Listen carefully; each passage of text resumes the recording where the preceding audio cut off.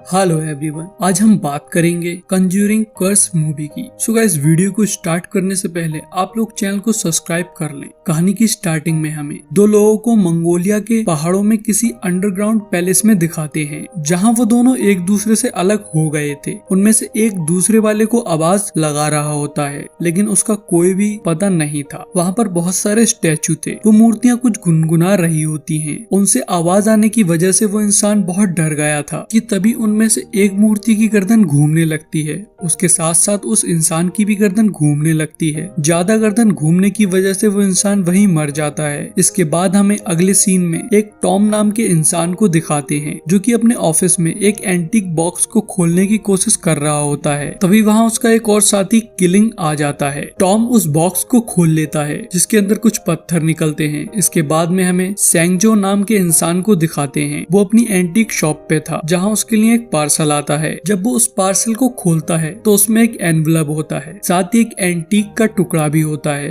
उसे उसके अंदर लेटर से पता लगता है ये पार्सल उसके ग्रैंडफादर के दोस्त ली गोयांग ने भेजा है। उस पार्सल में एक स्टैचू भी था। तभी वहाँ किलिंग और टॉम भी आ जाते हैं। सेंगजो उन्हें लेकर ली गुआन के एड्रेस की तरफ निकल जाता है और वो उन्हें रास्ते में बताता है कि ली गुआन उसके ग्रैंडफादर के दोस्त हैं। वो अभी 25 साल की सजा काट कर रिलीज हुए हैं। उसके ग्रैंडफादर ने कहा था जब भी ली गुआंग का कोई लेटर आए तो वो उसके पास चला जाए। तभी वो वहाँ पहुँच जाते हैं तो उन्हें अंदर से गैस की स्मेल आती है, तो इसलिए वो दरवाजा तोड़ के अंदर जाते हैं, जहाँ कोई भी नहीं था। वो घर खंडर की तरह लग रहा होता है। उसकी दीवारों पर अजीब अजीब चित्र बने हुए थे। वो सब देखने के बाद में वो लोग स्टेयर से ऊपर जाते हैं, जहाँ सेंगजो को एक फोटो मिलता है जिसमें उसके ग्रैंडफादर भी थे। तभी उनकी नजर एक दीवार पर पड़ती है जिसपे एक ड्राइंग बनी थी, जिसमें कुछ मूर्तियों के फेस बने हुए थे। वो सारी डरी हुई थी और एक ही तरफ देख रही थी। वहीं पास में एक जगह लिखा होता है कि डाई एट 9।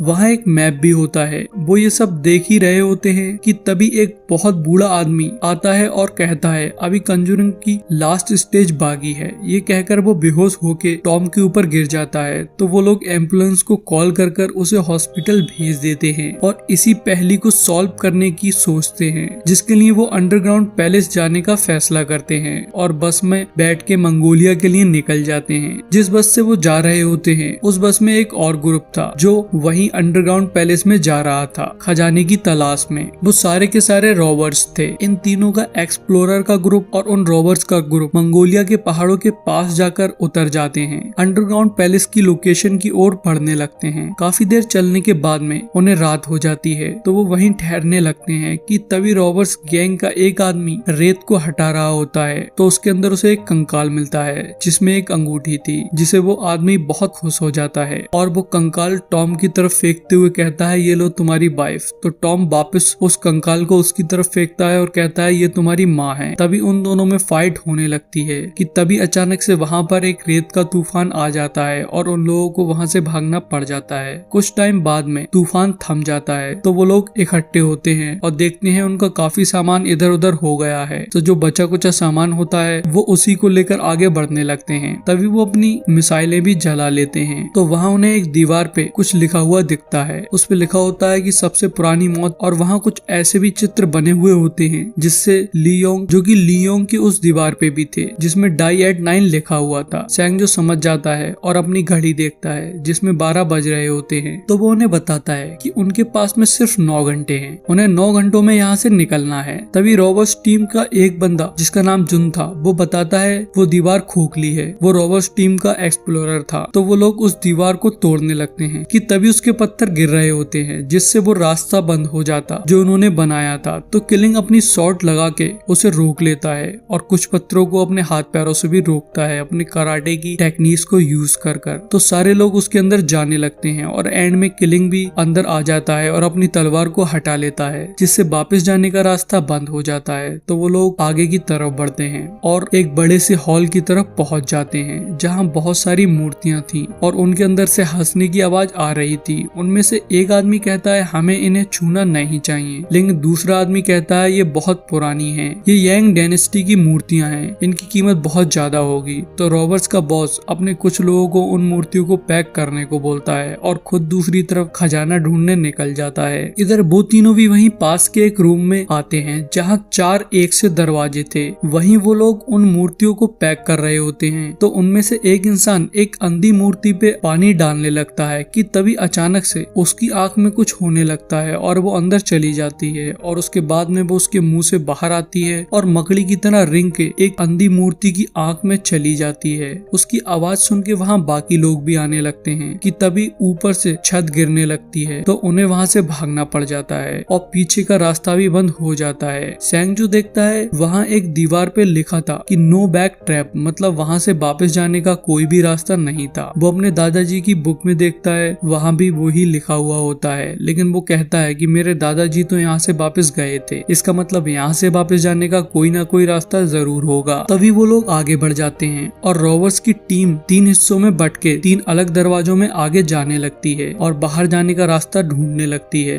एक रॉबर्ट्स को पिछले एक्सप्लोरर का सामान मिलता है। वो ये बात अपने बॉस को बताता है तो बॉस उससे कहता है ये सबसे छिपा के रखना, किसी को इसका पता ना लगे। तभी हमें एक और रॉबर को दिखाते हैं जो कि दूसरे दरवाजे में गया था जहाँ उसे काफी डरावनी आवाज आ रही होती है। तभी अचानक से एक मूर्ति उसकी तरफ भागते हुए आने लगती है तो वो उस पर शूट करता है, लेकिन उसे कुछ नहीं होता है, इसलिए वो दरवाजे की तरफ भागता है, लेकिन उसका हाथ ही सिर्फ बाहर आ पाता है। तभी दरवाजा बंद हो जाता है। बाकी लोग भी उसकी तरफ भागते हुए आते हैं तो उन्हें सिर्फ उसका हाथ दिखता है। उन्हें उसके मरने का काफी दुख होता है, लेकिन उन्हें बाहर जाने का रास्ता ढूंढना था, इसलिए वो वहाँ से चले जाते हैं। उसका वो हाथ भी नीचे गिर जाता है। तभी उसका बॉस उसके हाथ में से वही अंगूठी निकाल लेता है जो उसे उस कंकाल के हाथ से मिली थी। तभी रॉबर्ट्स गैंग के एक्सप्लोरर जुन की आवाज आती है तो बॉस वहाँ जाता है। वो देखता है कि वहाँ रूम के बीच में एक छोटा सा शिप था जिसपे सोना लगा हुआ था। इधर वो तीनों जिस रूम में पहुँचते हैं वहाँ दीवारों पर बहुत सारे मिरर थे। तभी वहाँ के बीच के स्ट्रक्चर से एक मून जैसा ऑब्जेक्ट निकल कर आता है और उसमें से रोशनी निकलने लगती है। किलिंग उसे अपनी शॉट से तबाह करने की कोशिश करता है, लेकिन कुछ नहीं होता है। उसकी रोशनी लेजर लाइट की तरह थी जो कि मिरर पर रिफ्लेक्ट होकर उन्हें दिक्कत दे रही थी, इसलिए वो उन मिरर को तोड़ने और छिपाने लगते हैं। सेंगजू की बोतल से पानी गिर जाता है तो वो उस मिट्टी से उन मिरर को छुपाने लगते हैं कि तभी एक पत्थर उस ऑब्जेक्ट में फंस जाता है और वो रुक जाता है तो उन्हें लगता है कि मुसीबत टल गई। लेकिन तभी वहाँ की एक मूर्ति गाना गाने लगती है और फिर उस मूर्ति का सर मुड़ने लगता है और उसके साथ साथ में टॉम का भी मुंह मुड़ रहा होता है। तो किलिंग उसे रोकने की कोशिश करता है। वो अपनी पूरी ताकत लगाकर उसके सर को पकड़ लेता है। सेंगजू ध्यान देता है कि जैसे जैसे टॉम की गर्दन मुड़ रही है वैसे ही वैसे उस मूर्ति की भी गर्दन मुड़ रही है, तो इसलिए वो उस मूर्ति को उठाकर उसकी गर्दन को सही करने लगता है। कुछ देर कोशिश करने के बाद में वो उसे ठीक भी कर देता है तो टॉम की भी गर्दन ठीक हो जाती है। इसके बाद में वो वहाँ से जाने लगते हैं कि तभी वो मून जैसा ऑब्जेक्ट ऊपर झूमर पे लाइट फेंकने लगता है जिससे रिफ्लेक्शन से वो घिर जाते हैं। तो किलिंग उस मून को ही अपनी तलवार से हटा देता है। तभी वहाँ सब कुछ तबाह होने लगता है, इसलिए वो अपनी जान बचाने के लिए भागने लगते हैं, लेकिन किलिंग अंदर ही रह जाता है और वो दोनों बाहर आ जाते हैं और रास्ता बंद हो जाता है। तो वो दोनों रास्ता खोलने के लिए औजार ढूंढने लगते हैं। इधर दूसरे रूम में जुन और रॉबर्ट्स का बॉस खजाना इकट्ठा कर रहा होता है, जहाँ जुन टैंक ऑयल में से कुछ स्टोन निकाल कर इकट्ठे कर रहा होता है। बॉस उससे पूछता है तुम ये क्या कर रहे हो, तो वो बताता है कि यहाँ लिखा है यहाँ से सब ले जाओ। तभी जुन उन स्टोन को टैंक ऑयल से निकाल कर बाहर रख देता है तो अचानक से उसमें आग लग जाती है जिससे जुन भी काफी हद तक जल जाता है। उसका बॉस और उसके बॉस की गर्लफ्रेंड जीना उसकी मदद करके उसकी आग को बुझाती है। तभी जुन उसे बताता है मुझसे समझने में गलती हो गई, सब ले जाने का मतलब है कि इन स्टोन को टैंक ऑयल के साथ ले जाओ क्योंकि ये स्टोन हवा के कांटेक्ट में आते ही जलने लगते हैं। तो उसका बॉस एक जार में वो ऑयल भर लेता है और उसमें कुछ स्टोन भी ले लेता है और फिर वहाँ से जाने लगता है। तो जुन कहता है मुझे भी साथ ले चलो, लेकिन वो उसे एक बैग दे देता है और कहता है खुद चल के आओ। इधर दूसरे रूम में रॉबर्ट्स गैंग का बंदे के पास में एक घोस्ट हमला कर देता है। वो उसे मारने जा ही रहा होता है कि किलिंग वहाँ आ जाता है और अपनी तलवार से उस घोस्ट को मार देता है। इधर सेंगजो और टॉम एक ऐसी जगह पहुँच गए थे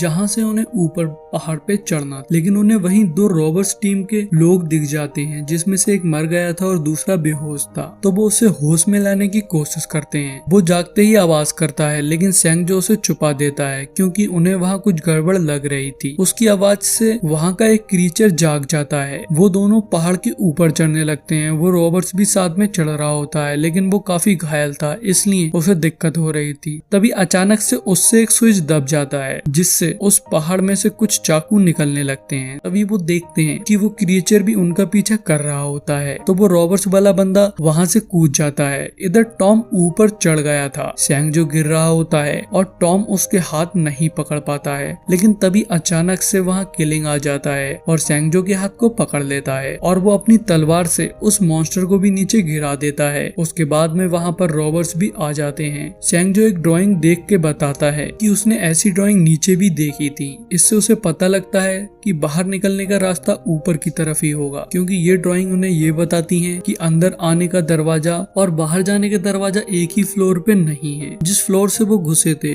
वो फ्लोर सेकंड फ्लोर था। तो जोन उससे पूछता है तुम्हें इन ड्राइंग पे इतना भरोसा क्यों है? तो वो बताता है कि ये ड्राइंग उसके दादाजी ने बनाई थी, क्योंकि जब वो यहाँ आए थे तब वो पढ़े लिखे नहीं थे, इसलिए उन्होंने सारी चीजें ड्राइंग में की थी और पढ़ने के बाद में भी उन्होंने ये ड्राइंग अपनी बुक में यूज की थी। तभी टॉम सेंगजो से कहता है तो फिर नो बैक ट्रैप का मतलब क्या है? तो वो बताता है वो सिर्फ रॉबर्ट्स को गुमराह करने के लिए है। फिर सेंगजो बताता है कि अब से बहुत समय पहले राजाओं के समय पर राजघराने वाले लोग तांत्रिक विद्या को अच्छा नहीं मानते थे, उन्हें उससे डर लगता था, इसलिए उन्होंने उसे बैन कर दिया था। उस समय में वो चीज लीगल नहीं थी, तो तांत्रिक अपनी विद्याओं को प्रैक्टिस करने के लिए ऐसे अंडरग्राउंड पैलेसेस को यूज किया करते थे, इसीलिए ये जगह इतनी भूतिया और डरावनी है। इसके बाद में रॉबर्ट्स का बॉस जुन पे गुस्सा होता है और उससे पूछता है कि सारी चीजें ये बताएगा तो मैं तुझे किस लिए लाया हूँ। तो जुन उसे बताता है उस टाइम पे एक बहुत ही पावरफुल जादूगर था जो कि जिन डायनेस्टी से ताल्लुक रखता था। उसके पास में मॉन्स्टर बनाने की पावर थी। उसने एक फ्लाइंग बीस्ट घोस्ट मॉन्स्टर बनाया था इस जगह की रक्षा करने के लिए, जिससे बाहर के लोग यहाँ ना आ सके।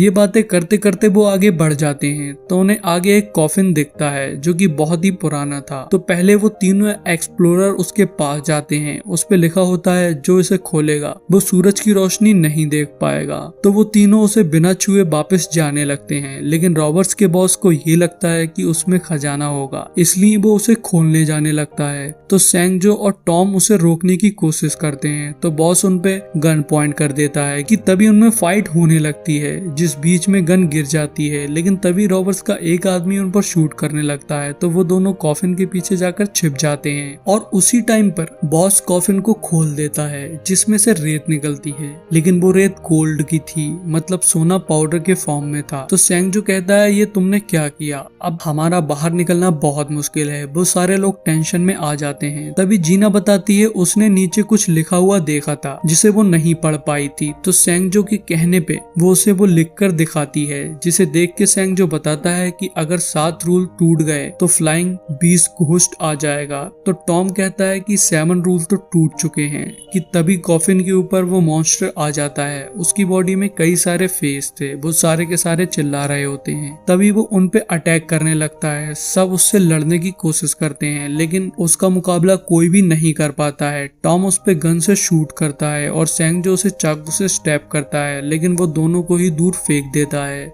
तभी किलिंग भी वहाँ आ जाता है और उस मॉन्स्टर से लड़ने लगता है। वो उसे काफी बार अपनी शॉर्ट से स्टैप करता है, लेकिन उस पे कोई भी असर नहीं हो रहा होता है। तभी मॉन्स्टर किलिंग को मारने जा रहा होता है, पर टॉम उस पे गन से शूट करके उसे डिस्ट्रैक्ट कर देता है। लेकिन तभी मॉन्स्टर उसे कॉफिन की तरफ फेंक देता है। तभी कॉफिन के पीछे से निकल के जीना मॉन्स्टर पे एक आग का गोला फेंकती है, जिससे वो जलने लगता है। और सेंगजो अपने दादाजी की बुक में देखकर बताता है कि वो आग से डरता है। तो किलिंग अपनी तलवार को आग में डाल देता है गर्म होने के लिए और उससे लड़ने लगता है। तभी सेंगजो बाहर जाने का रास्ता भी ढूंढ लेता है और अपने दादाजी की बुक से देख के किलिंग को बताता है वो मॉन्स्टर उसकी आंख पे वार करने से मर जाएगा। तो किलिंग कहता है तुम लोग ऊपर जाओ। तो वो सारे लोग ऊपर चढ़ने लगते हैं और किलिंग उस मॉन्स्टर को कॉफिन की तरफ ले जाता है और उसके अंदर बंद करके अपनी गर्म तलवार से उसकी आंख पे वार करता है और मॉन्स्टर के मरते ही वो जगह तबाह होने लगती है। किलिंग भी ऊपर जाने लगता है और रॉबर्ट्स का बॉस अब भी गोल्डन सैंड को भर रहा होता है कि तभी उस पर एक चट्टान गिर जाती है। इधर सेंगजो, टॉम, जीना और किलिंग बाहर आ जाते हैं और यही इस मूवी का एंड हो जाता है।